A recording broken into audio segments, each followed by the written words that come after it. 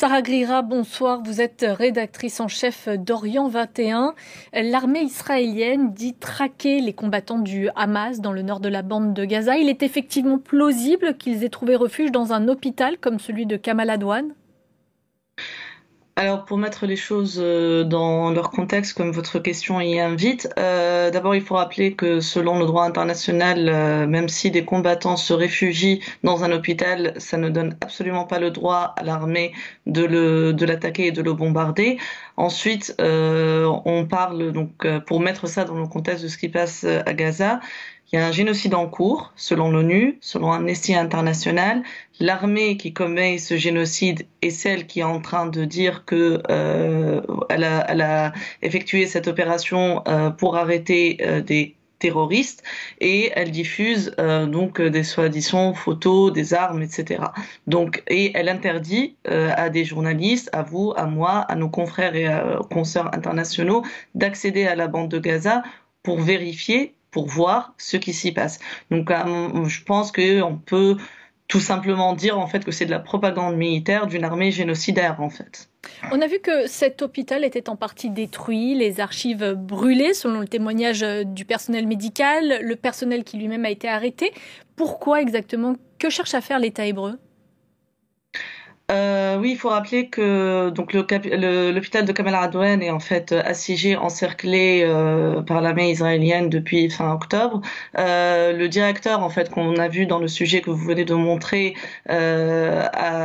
dont le fils a été tué, d'ailleurs, un adolescent de 15 ans avait été tué en novembre dernier par un drone israélien, a été enlevé, ainsi que plusieurs membres du staff, en fait, du personnel de l'hôpital.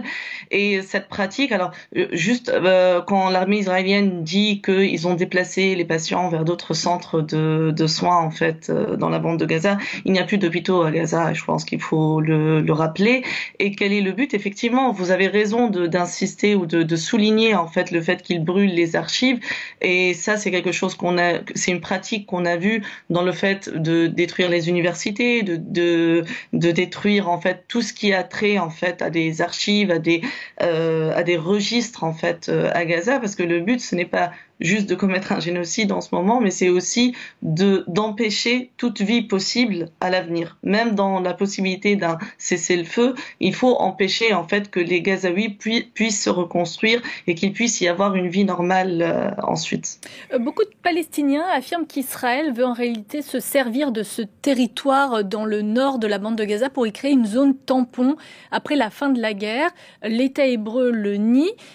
Qu'est-ce que vous en pensez? Cela a tout d'une stratégie pour effectivement créer cette zone tampon?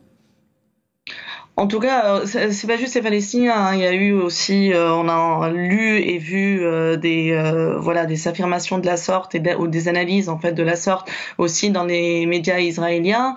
On a parlé à un moment de ce fameux plan des généraux. Il s'agit en fait d'isoler effectivement le nord de Gaza du reste de la bande. Et puis on a vu de l'excitation de tous ces colons d'extrême droite qui ne rêvent que d'une chose, en fait, c'est de prendre leur revanche de 2005 et de revenir en fait à Gaza et de pouvoir coloniser à nouveau ce territoire qui est de toute façon occupé par l'armée israélienne. Ce qui est sûr, et ça rejoint en fait aussi la question des pourparlers de cessez-le-feu, enfin des négociations de cessez-le-feu, c'est que Israël n'a absolument aucune intention visiblement de se retirer en fait de la bande de Gaza.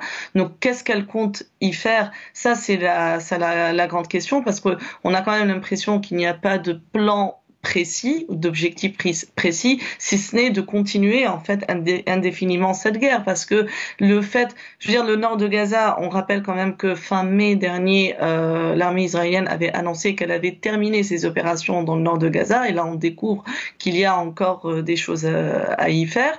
Et il y a quelques heures, le Hamas a lancé des roquettes depuis le nord de Gaza sur Israël.